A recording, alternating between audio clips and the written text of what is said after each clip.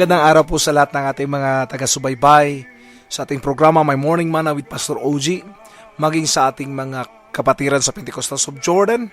Magandang umaga po sa inyong lahat at sa lahat po ng ating mga taga-subaybay sa Pilipinas at sa buong mundo, mananampalataya sa buong mundo. Magandang araw po. Welcome po sa ating programa My Morning Manna with Pastor OG. Sa umagang ito po ay patuloy nating aralin ang salita ng Panginoon sa aklat po ng Lucas chapter 15 verse 11. Ito po ay isang common na kwento patungkol po doon sa prodigal son, no? But I hope we can reveal or unveil more of the life of this young man at magkaroon tayo ng bagong pananaw. Ito po ang sinabi, no? Sinabi pa ni Jesus, isang tao ang may dalawang anak na lalaki. Ang wika ng bunso, Ama, ibigay na po ninyo sa akin ang mamanahin ko, at binahagi sa kanila ng ama ang kanyang ari-arian. Pagkalipas ng ilang araw, ipinabili ng bunso ang kanyang ari-arian at nagtungo sa malayong lupain. Taglay ang buo niyang kayamanan at dooy nilustay na lahat sa diwastong pamumuhay. Nang malustay na niya ang kanyang kayamanan, nagkaroon ng matinding tagutom sa lupaing yaon at nagdalita siya. Kaya't namasukan siya sa isang mamamayan ng lupaing yaon. Siya'y pinapunta nito sa bukid upang mag-alaga ng baboy. Ibig sana niyang punan ang kanyang pagkain kahit ng mga bungang kahoy na pinapakain sa mga baboy, ngunit walang magbigay sa kanya. Nang makapag-isip-isip niya ang kanyang ginawa, nasabi niya sa sarili, ang mga alila ng aking ama ay may sapat na pagkain at lumalabis pa, samantalang ako'y namamatay sa gutom dito.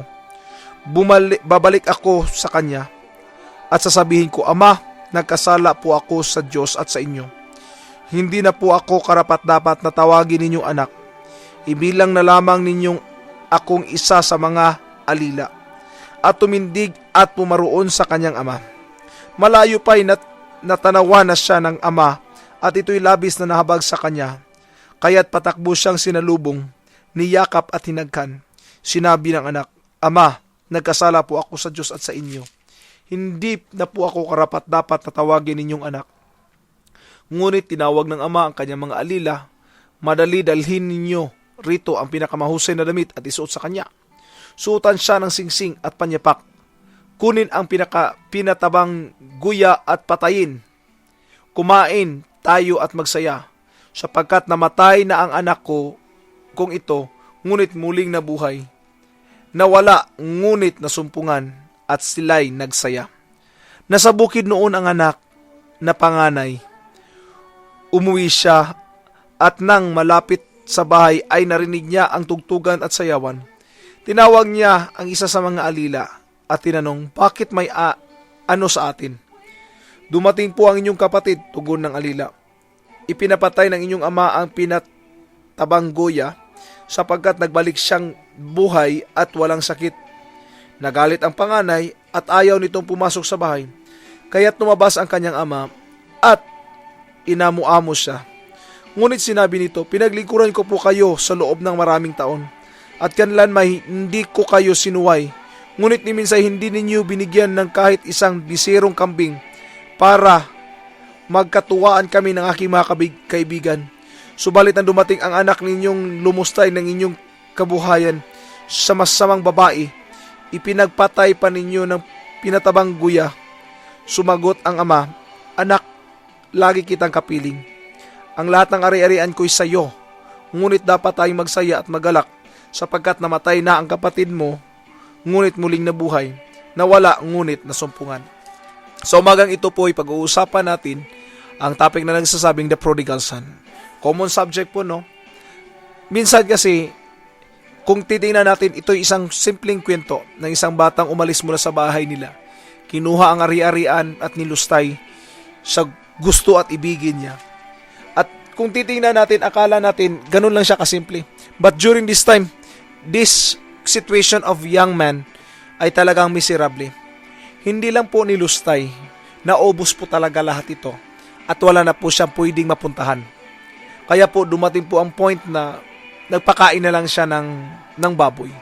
Kung titingnan niyo po ang trabahong ito, this is what we call abomination. Ano po ang abomination? Kasuklam-suklam o nakakahiya na trabaho ang pagpapakain ng baboy. Kasi po, sa isang Israelites, ang baboy po ay haram, kung sa Arabic pa ba, haram. Itong mga nakasuklam-suklam, nakakahiya. But this young man choose yung pinakamababang trabaho para lang isustain ang kanyang pangangailangan. This is what happened to the young man. And during that time, dumating po na siya po ay nagkaroon ng tinatawag na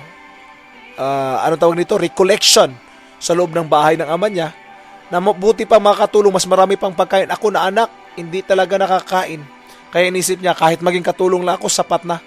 Nagkaroon siya ng reflection during this time. Did you understand or did you notice na meron pong mga panahon sa buhay natin na dumarating tayo sa point na talagang walang-wala na tayo? Dumarating tayo sa point na parang desperado na tayo. Pinapahintulutan lang po ito ng Panginoon so that we can recognize God, so that we can come to the Lord and say, Lord, alam mo naman po na wala na talaga ako. Kasi during that time po na dumating yung mga point na discouraged tayo, yung mga time na talagang wala tayong pag-asa, that's also the moment, mga kapatid, na nagkakaroon tayo ng recollection sa magagandang bagay na ginawa ng Diyos. That's also the time na nagkakaroon tayo, mga kapatid, ng desire na muling lalapit sa ating Panginoon. Oo, nakakahiya minsan. Kaya po, pag mabackslide tayo, nakakahiya pong bumalik sa simbahan. But we know how good it is to be in the presence of God. We know how good it is to live in the presence of God. Kaya po, tulad ng isang prodigal son, papayag tayo sa hindi, darating ang point sa buhay natin na tulad ng isang prodigal son, you can come up, no, darating ka doon sa point na enough is enough. I have to come out from this kind of situation and I have to go back to my Father. At ang maganda po na balita ay ganito. Our Father is just waiting for us. Tulad ng prodigal son, ang ama niya ay nakaabang lang sa pintuan, nag-aantay kung kailan babalik ang anak. Ang atin pong Panginoon kailanman po ay hindi po nag-iisip o hindi po tayo hindi tayo hinahayaan na ganun na lang. Nag-aantay pa rin siya sa atin kung kailan tayo babalik sa kanyang presensya. My challenge for everyone who are listening today. Kung halimbawa dumating man sa buhay natin na pakiramdam natin problemado ka na at para bang pinapabayaan ka na ng Diyos, huwag po kayong mag-alala. Inaantay lang tayo ng Diyos kailan tayo babalik sa Kanya. Ang kailangan lang naman kasi ng Diyos is acknowledgement sa mga ginawa nating pagkakamali. Pero hanggat hindi natin ina-acknowledge na kailangan natin ang Diyos, hindi rin siya mag-i-intervene. Hindi rin siya kikilos. Kasi, gentleman po ang ating Panginoon. Hindi niya po ipipilit ang kanyang sarili sa atin. Hayaan niya po tayo na masaktan, hayaan niya po tayo dahil doon sa mga ginagawa natin, tulad ng prodigal son. Umalis siya sa kanyang ama. Hinayaan naman siya ng ama. Hindi naman talaga siya pinigilan . Tayo po, kung mababackslide tayo at alis sa paglilingkod, hindi tayo pipigilan ng Diyos. Totoo po yan, promise. Hindi talaga tayo pipigilan ng Diyos. Kasi ang Diyos natin ay gentleman. Pero, kung babalik tayo sa Kanya at magbabalik loob, welcome po tayo sa Kanya. At muli po siya maghahanda ng baka. Kakatayin para po paghandaan tayo. Isusuot ang pinakamagandang damit at pinakamagandang sandalyas, kung ano man yan, for you to be restored in His family. So my challenge is this. If you consider yourself as a prodigal son, this is the time to go back to the Lord and repent. And ask the Lord, Lord, please give me another chance. I want to become part of this family again. Maaaring sabihin mo, Lord, gusto ko lang maging katulong tulad ng sinabi ng prodigal son. Pero sabi ng ama, no. Hindi ka magiging alila, hindi ka magiging katulong, kundi maging bahagi ka ng aking pamilya. Ika'y nawala, ngayon nasumpungan. Ika'y namatay, ngayon ay nabuhay. Kaya po, yun po ang promise sa atin ng Panginoon. God will always find us, or God will always open His door for every one of us. Minsan pa po ito si O.G. Solitario na muling magpapaalala sa atin na sa araw-araw nating pamumuhay, huwag kalimutan ang tinapay ng buhay. Digest your morning manna today. God bless po at magandang araw sa ating lahat.